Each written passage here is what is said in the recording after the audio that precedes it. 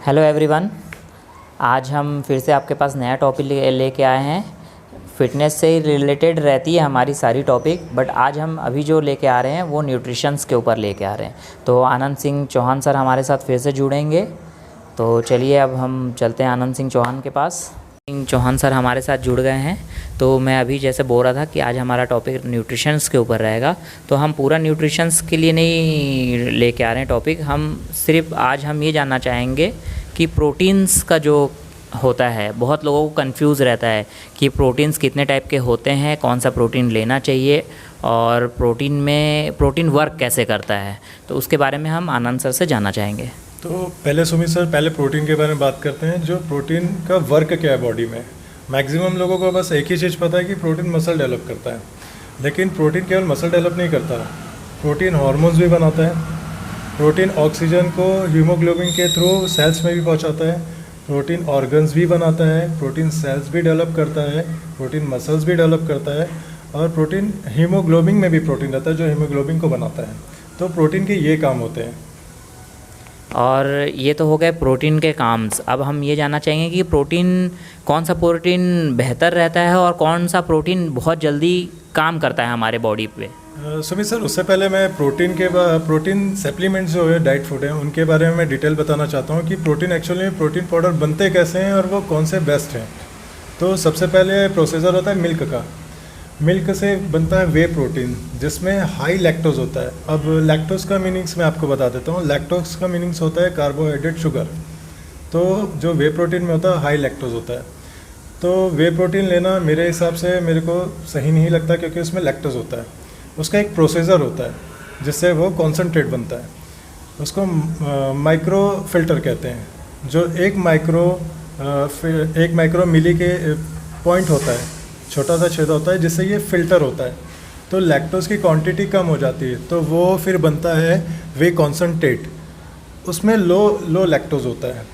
तो अब ये लो लैक्टोज भी होता है, तो इसको भी फिल्ट किया जाता है ताकि हमें आइसोलेट मिले। तो ये एक माइक्रो मिली का 1/4 भाग छोटा होता है और छोटा छेद होता है इसमें, जिससे ये फिल्टर होता है। तो इसको प्रो माइक्रो फिल्टर बोलते हैं। तो इससे जब ये लैक्टोज जब फिल्ट हो जाता है, तब हमें मिलता है आइसोलेट, जो सबसे बेस्ट प्रोटीन होता है, जो कि डाइजेशन फास्ट रहता है, रिकवरी फास्ट रहता है। फास्ट डाइजेशन तो वे का भी रहता है, लेकिन उसका टाइम पीरियड थोड़ा लॉन्ग रहता है। आइसोलेट का बेस्ट रहता है। और इसके बाद इससे भी एक बेस्ट सप्लीमेंट आता है। एक्चुअली इसका मैं छोटा सा बताना चाहूँगा। ये रिलेटेड पैंक्रियाज से। एक्चुअली पैंक्रियाज जो हमारा होता है वो एंजाइम छोड़ता है, जो कि हमारे एमिनो एसिड्स को डाइजेशन करने में सपोर्ट करता है। ये जो एंजाइम्स होते हैं, ये एंजाइम हम आइसोलेट में डालते हैं। आइसोलेट में डालते हैं तो ये आइसोलेट से भी बेस्ट सप्लीमेंट कहलाता है हाइड्रोलाइट।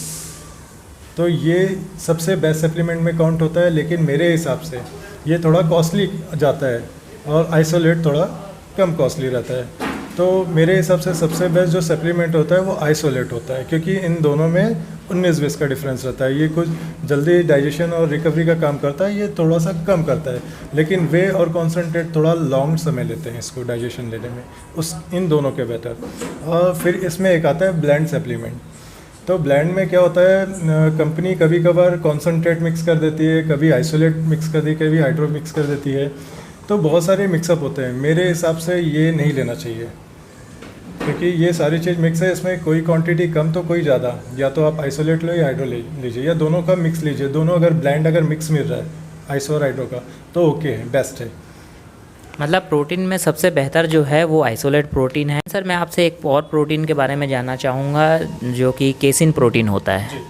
जी केसिन के 2 तरीके बनते हैं, जिस तरीके से बनता है। पहला आपका केमिकल बेसिस और दूसरा विदाउट केमिकल बेसिस। तो आप कैसे पहचानेगा कौन सा केमिकल बेसिस है कौन सा नहीं है। तो उसके नाम है एक्चुअल में।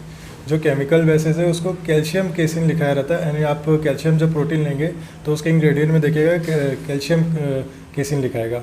और जो विदाउट केमिकल बेसिस रहेगा उसमें माइसलिन केसिन करके लिखाया रहेगा। ये 2 तरीके हैं इसके जानने के कि ये आपके केमिकल बेसिस है कि नहीं है। ये जो केसिन के प्रोटीन के बारे में आपने बताया सर, तो ये क्या हम दिन भर में कभी भी ले सकते हैं? नहीं, इसका एक टाइम पीरियड होता है। एक्चुअल में ये स्लो प्रोसेसर डाइजेशन सिस्टम रहता है इसका। इसका 8 घंटे का डिफरेंस होना चाहिए इसके डाइजेशन में। तो ये आप केवल रात को लेना है आपको। ये रात को आप सोने के टाइम इसको ले सकते हैं। तो 8 घंटे की जो नींद होती है उसमें ये स्लो डाइजेस्ट हो जाता है।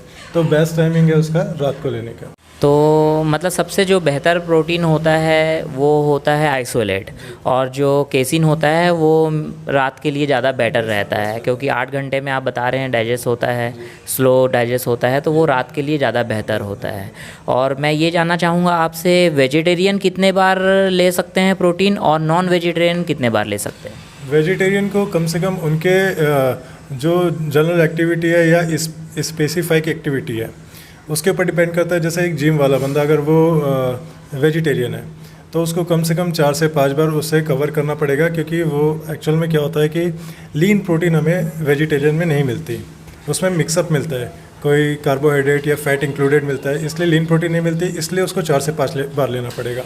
और एक नॉर्मल पर्सन भी अगर अपने बॉडी वेट अकॉर्डिंग अगर वो चाहे तो 3 से 4 बार वो भी ले सकता है। तो ये तो हो गए हैं कि कितने बार हम ले सकते हैं। और क्या बिगनर्स और जो काफ़ी टाइम से कर रहे हैं उनके लिए भी सेम प्रोसीजर रहता है या थोड़ा सा डिफरेंट रहता है? बिगिनर के लिए 1 स्कूप से 1.5 स्कूप रहता है, और जो बॉडी बिल्डर्स या स्पोर्ट्समैन होते हैं या बहुत लॉन्ग टाइम से कर रहे हैं वो 2 स्कूप तक यूटिलाइज कर सकते हैं उसे। मतलब एक बार में जो बिगनर है वो 1 स्कूप तक लेना उनके लिए बेटर रहता है, और जो थोड़े से एक्सपीरियंस वाले रहते हैं, जो बहुत टाइम से कर रहे हैं या फिर कोई और स्पोर्ट्स से जुड़े हुए हैं, वो 1.5 स्कूप ले सकते हैं, या तो फिर 2 स्कूप भी ले सकते हैं जी। तो चलिए फिर आज हमारा ये टॉपिक कंप्लीट होता है, फिर हम दूसरे टॉपिक की तरफ चलते हैं। और प्लीज़ अच्छा लगे तो लाइक करिएगा, कमेंट करिएगा, शेयर करिएगा, और जो अभी तक सब्सक्राइब नहीं किए हैं प्लीज़ सब्सक्राइब करिएगा। Thank you.